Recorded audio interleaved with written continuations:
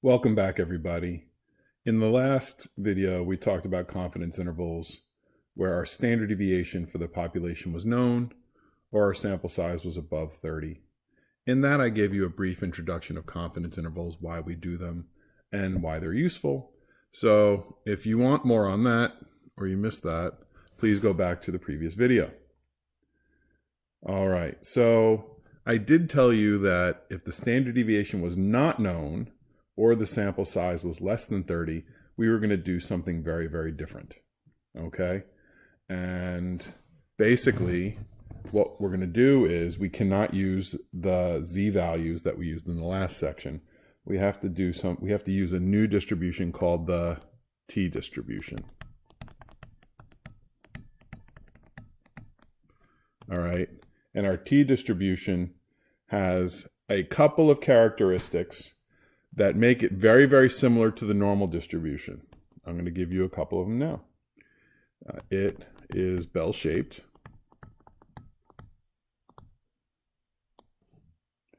It is symmetric about the mean.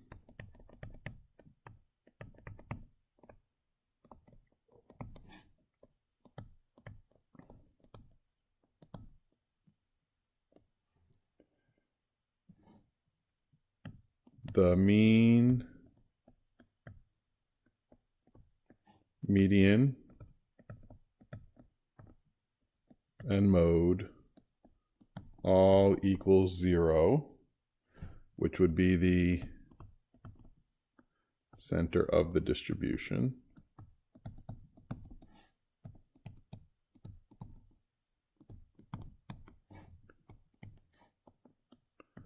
And the fourth one is that it never touches the x-axis.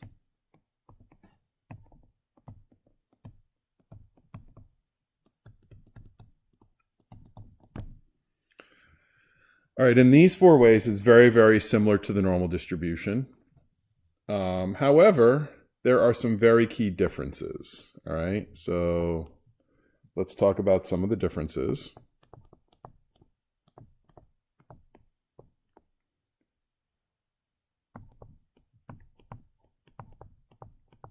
The variance will be greater than 1.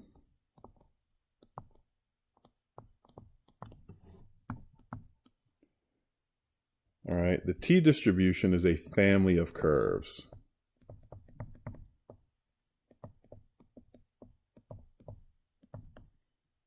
All right, and it's based on something called degrees of freedom.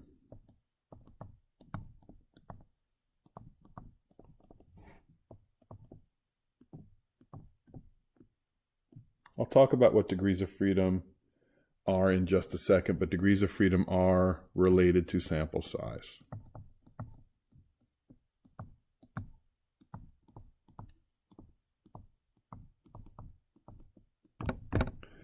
So in a sense, the bigger the sample size, the more normal the distribution is going to look. All right, and that's number 3. So as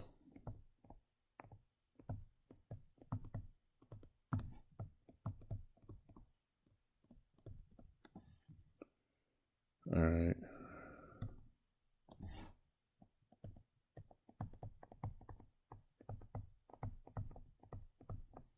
The t distribution looks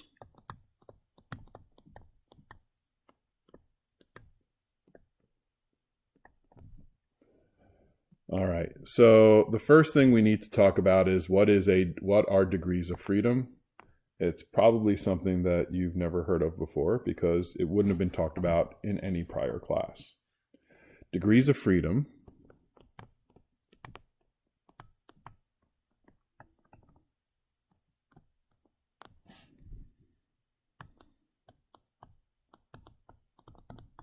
all right, usually abbreviated as DF, are the number of values that are free to vary after a sample statistic has been computed. I'm going to write that down real quick.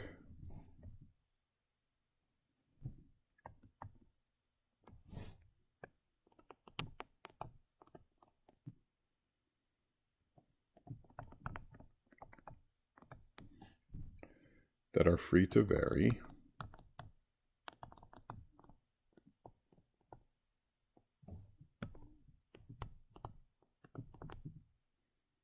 after a sample statistic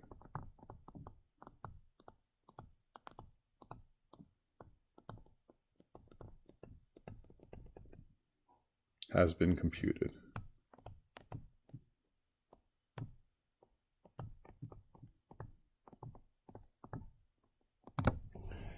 All right, and let me give you an example. So if we have, let's say, the mean of 5, all right, so I have 5 values, and the mean is 10. All right, 4 of the 5 values could be anything they want to be. But once those 4 are locked in, the 5th is already set. So 4 values are free to roam. Once those 4 values are locked in, the 5th one is 2. All right? So are you with me on that? If you're not, definitely ask the question in the follow-up. So degrees of freedom has differing formulas for different things, but for the t distribution, the degrees of freedom are going to be always not n minus n, just kidding about that, n minus 1.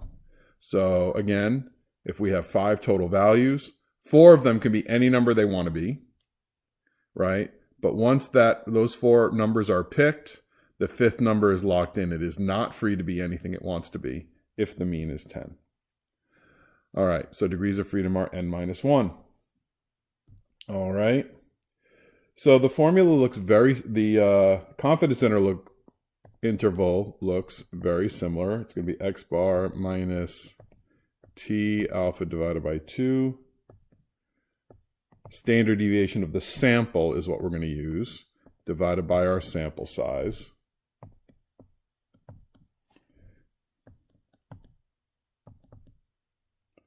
And again, t sub alpha divided by 2. Standard deviation of the sample divided by the square root of our sample size. Now, you might ask, how do we find our t-values? Our t-values are found in the chart marked as the t-distribution.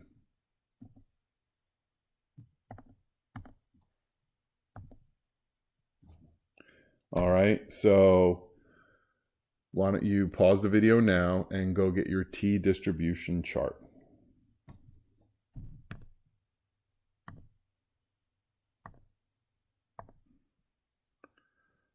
All right, so now that you have your chart, let's do our first example. Our first example is going to ask you just very straightforward, find t alpha divided by 2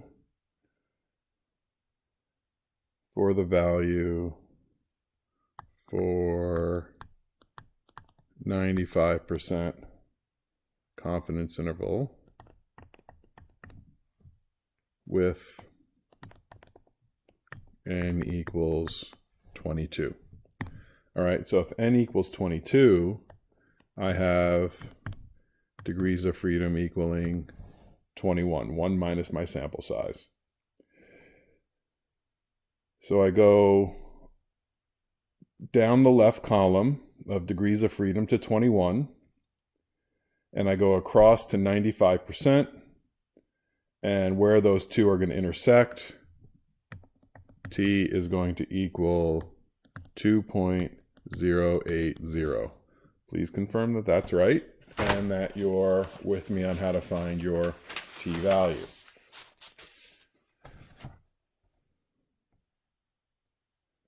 All right, so we'll go on to the next example in just a second. All right, so here it is. 10 randomly selected people were asked how long they slept at night. The mean time was 7.1 hours, and the standard deviation was 0.0, sorry, that should be 7.078 hours. Find the 95% confidence interval of the mean time. All right, so in order to start this, I always like to start by writing down things that I know. All right, and the first thing that I know is I know my degrees of freedom. All right, my degrees of freedom are just n minus 1. So if my sample was 10 randomly selected people. 10 minus 1 equals 9 degrees of freedom. We have 95% confidence in my interval. So I use my 9 degrees of freedom, my 95% confidence. Why don't you pause the video, go to your chart, and find T. We'll talk about the answer on the back end.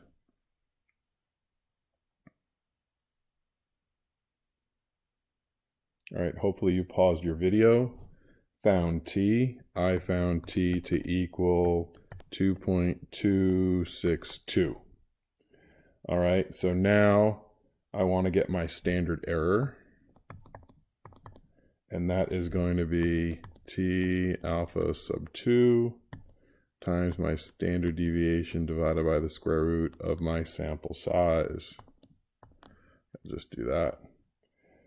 So that would be 2.262 times 0.78 over the square root of 10. And why don't you pause the video for just a second and get what that equals.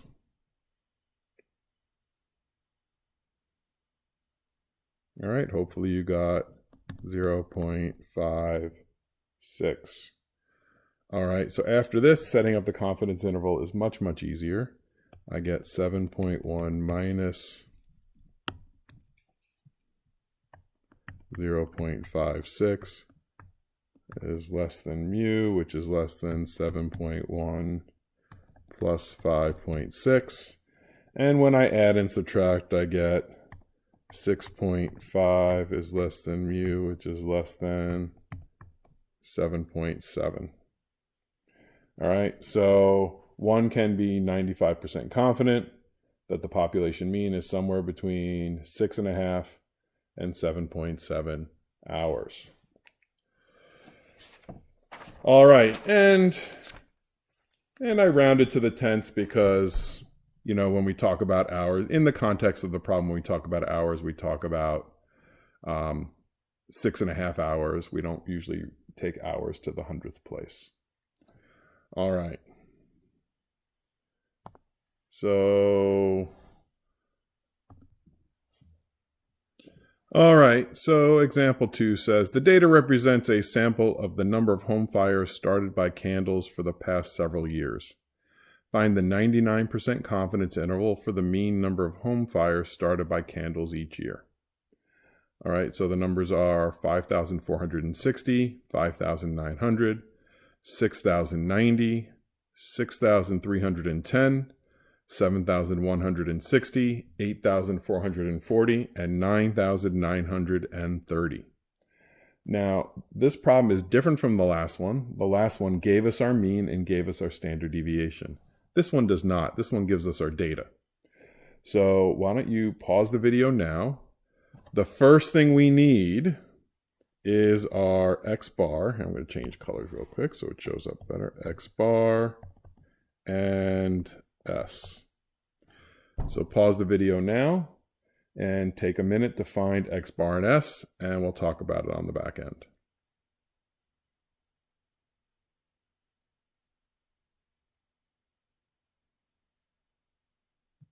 All right, hopefully you paused the video and found your X bar to be 7,041.4.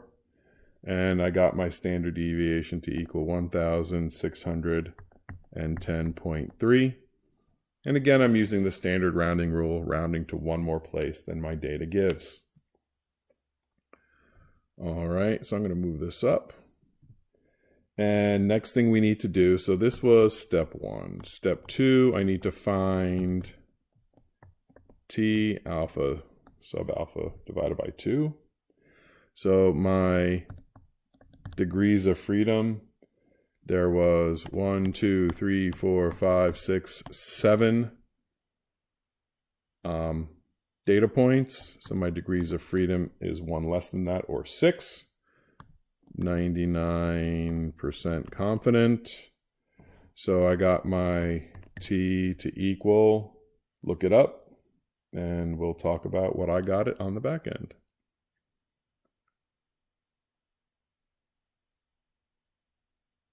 All right, so hopefully you looked it up and got it to equal 3.707.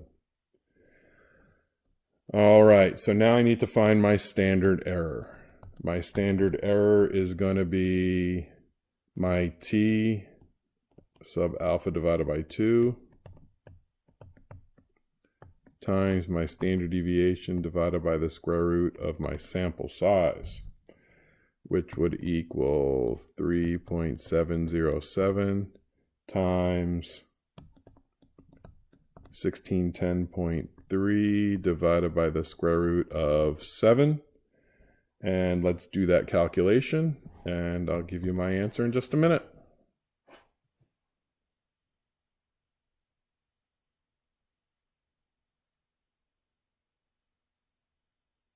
All right, so hopefully you paused the video and worked out your calculation. Mine was 2,256.2. All right, so now the last step, which would be step 3, would be to set up our confidence interval. So I got 7,041, 0.4 minus 2,256.2, which is less than mu, which is less than 7,041.4 plus 2,256.2. And if I add and subtract, I get 4,785.2, which is less than mu, which is less than 9,297.6. And then I would always end with a sentence like, one can be 99% confident that the mean number of home fires started in a year would be between 4,785.2. Well, you can't have 0.2 of a home fire, so I would round to the nearest home fire and say 4,785, and I would probably round that one up, 9,298 home fires. All right, 2 quick examples to kind of illustrate what we're doing. There will be more in the follow-up. So thanks for listening, guys.